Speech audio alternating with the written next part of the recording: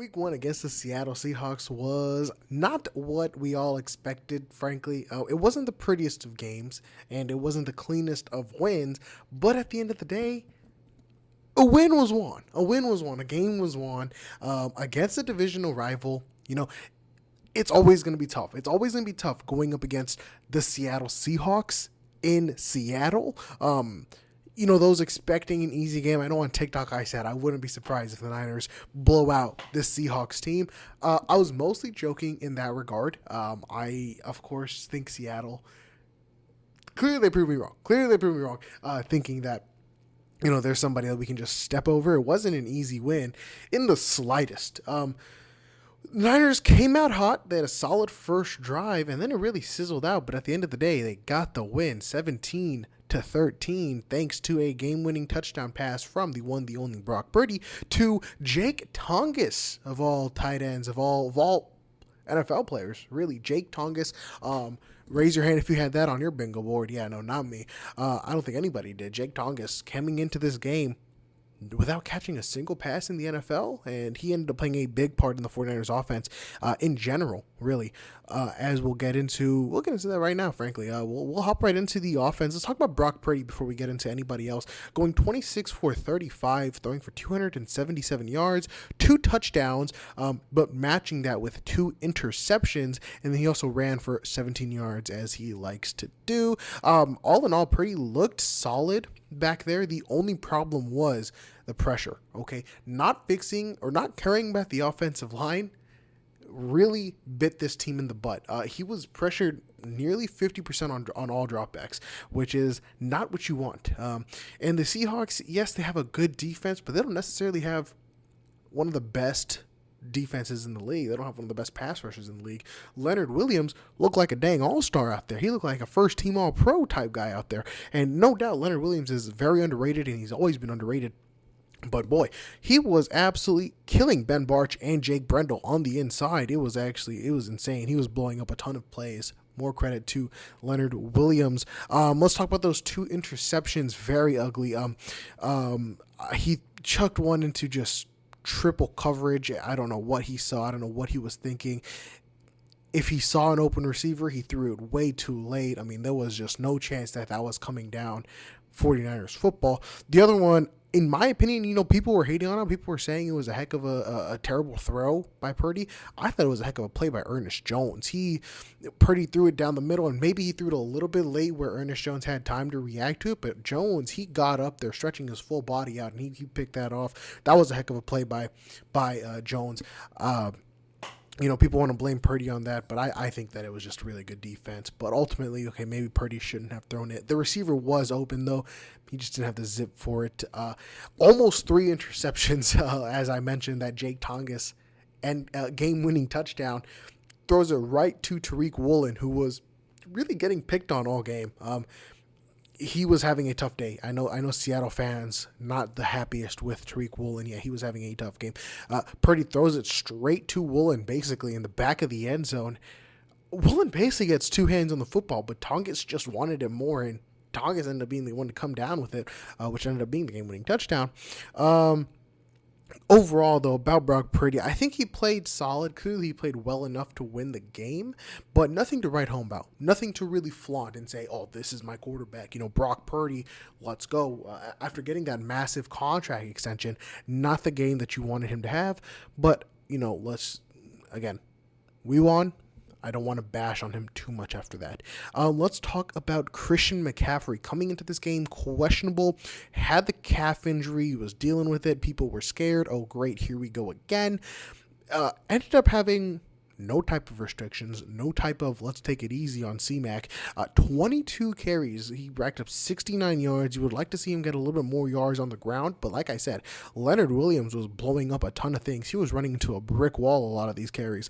And then he also combined that with 9 receptions for 73 yards. So he was very successful in the passing game with how heavy their pressure was getting to Brock Purdy, basically in his lap like all game. McCaffrey was a very nice safety blanket for him. But yeah, Shanahan did not take it light on his favorite player at all. Losing George Kittle definitely hurt. we'll get into Kittle a little bit later. Losing Kittle definitely hurt, and so he really wanted to rely on McCaffrey, it seemed like. But I mean, you just traded for Brian Robinson. I would really have liked to see him get used a little bit. Robinson, he had 9 carries, he had 33 yards. Again, kind of the same situation with McCaffrey. He was running into a brick wall for the most part. Holes weren't opening up like you would like them to. So yeah, but overall, the McCaffrey looked sharp. He looked strong, and let's be frank, he is the heart and soul of the offense. This team is going to go as far as McCaffrey is able to take him, and McCaffrey is going to be able to go as far as his calf can take him, really. So, a lot of things are dependent on CMC. Speaking of the offense, let's talk about Ricky Pearsall. Hey, heck of a game for Slick Rick. 4 receptions, 108 yards, didn't put up a touchdown. Highly expect him to score next week. He was Purdy's favorite target, outside. When Kittle went down, we have no Ayuk. Jennings ended up missing this game. Pearsall was really the guy to step up, and Purdy was relying on him. He was getting open so easily. It was very impressive to watch how open he was, how many yards of separations, the catches he was coming down with. Some really impressive stuff from Slick Ricky Pearsall. Yeah, man, I'm really excited about this guy. I can definitely see him getting 1,000 yards this season just because of how weak that receiving core is. Okay, we don't know the news on Jennings quite yet as I'm recording this video, which is Monday night. Ayuk, hopefully he's back by week 5, maybe week 6 or 7. There's not much going in the passing game. Pearsall is who we're going to have to rely on. The guy who got shot just last year is now all of a sudden the healthiest receiving that this team has in that receiver room. So Ricky Pearsall, great game, 108 yards. You love to see it. Kittle did also have a good game. He had himself 4 catches, 25 yards, and a touchdown, but that was basically just in one drive. Ended up having a hamstring injury, and he's out for the game. All of a sudden, post-game, now we're hearing he's out for a couple of weeks. So that was pretty absurd. He looked like he looked nice. I loved him getting into the end zone, scoring for us. And then all of a sudden he's unable to go for a couple weeks. So hopefully he's back and healthy. But, Kittle is always seeming to deal with that. And that's what's so tough about a lot of these injuries that the Niners are facing. These are lingering injuries. McCaffrey and his legs, basically, dang near his knees, his calf, his ankles, everything. McCaffrey's whole legs. And Kittle with his hamstrings.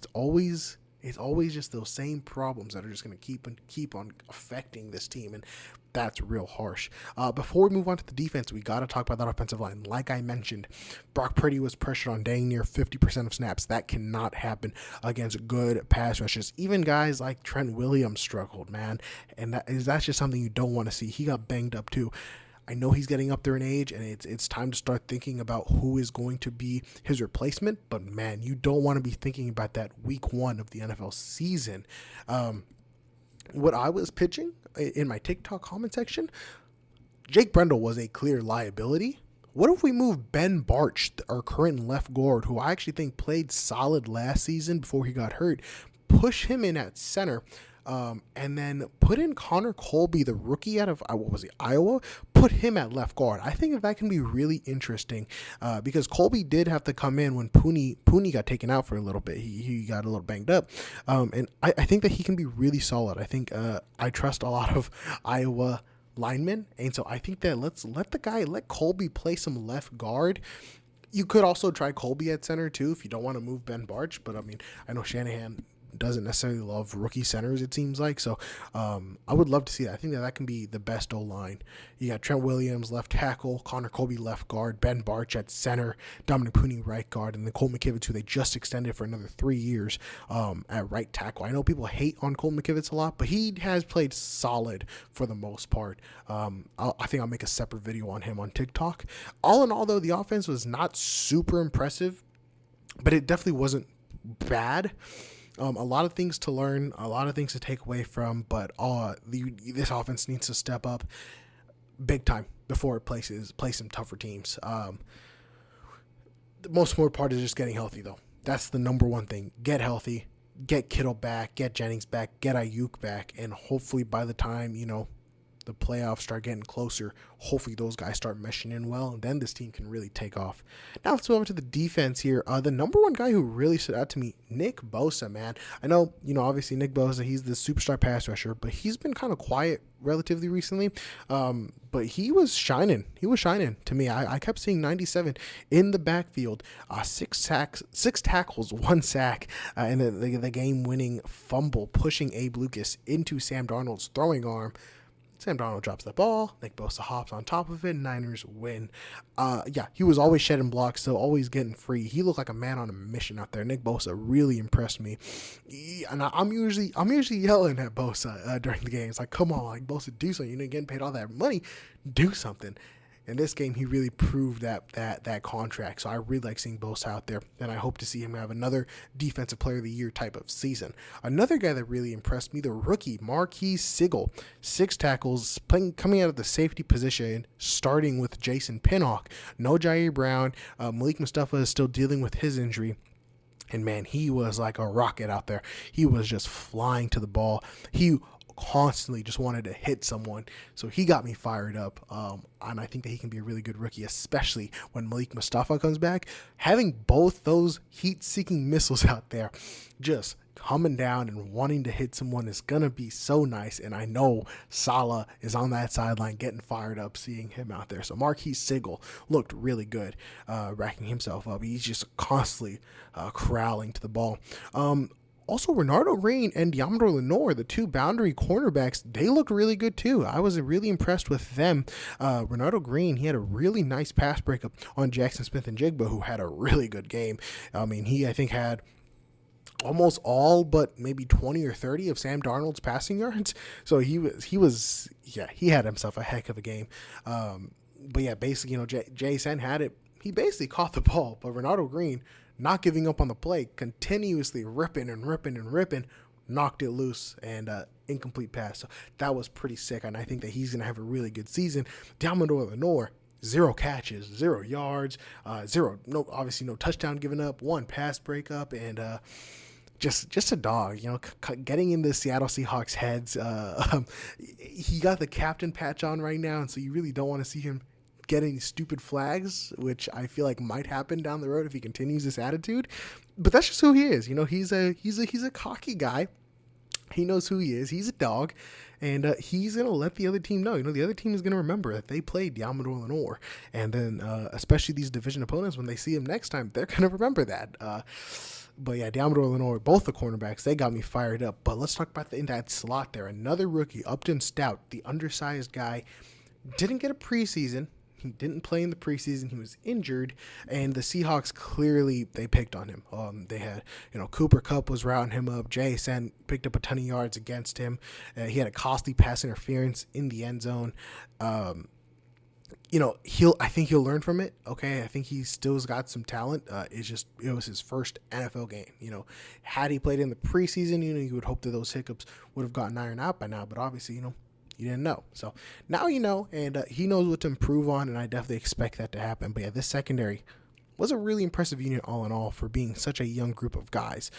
D. Winters and Fred Warner and Luke Gifford were the linebackers out there. D. Winters got himself 6 tackles. He looked really good. Oh man, he was fired up. He was playing with his hair on fire. He had a couple tackles for losses. Fred Warner, he went down with an injury. It looked like he might have busted his nose. And that really scared me, seeing Fred down on the field. It's just like you're hoping that Fred, the Iron Man, you're hoping that he's all right. Luckily, it wasn't anything too seriously. Luke Gifford was whatever. I expect Nick Martin to step in for him when Nick Martin is healthy. He was inactive for this game, so I think that Nick Martin might start over him. But overall, the linebacker 1 and 2 is clearly Fred Warner and D. Winters. D. Winters, one of my breakout candidates this year, and he sure played like it. Let's talk about the last rookie that I wanted to highlight, Mykel Williams, who was relatively quiet. He didn't do much, didn't get a sack or anything. I don't even think he got a tackle. But a big plus was that he was constantly doubled and triple teamed. The Seahawks offensive line had to respect the size.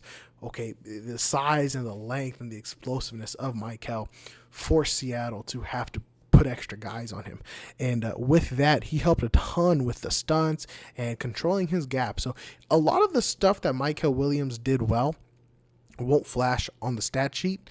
It was interesting that too. He played inside a lot. We saw a lot of Sam Okuwanu and Bryce Huff on the edge, and Michael Williams lining up pretty much as a defensive tackle, which makes sense given his size. So, yeah, I thought that was interesting, and I would love to see him. I can't wait for him to get his first career sack, hopefully, against the New Orleans Saints next week. All in all, the defense was the main spotlight of this team. Salah is back, and that energy was felt. The vibe was felt. Okay, the excitement, the aggressiveness, everything on defense was just clicking for the most part. The toughest part is how many young guys and how many rookies are playing out there.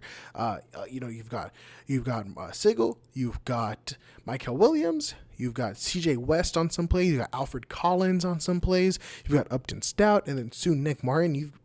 Almost half the defense is rookies, so it's tough to expect them to know these concepts right away, especially when some of them didn't even have play during the preseason. So I think as time comes, as time goes about, these guys will progress and these guys will get better, and Salah will mold them into some demons. I do believe so.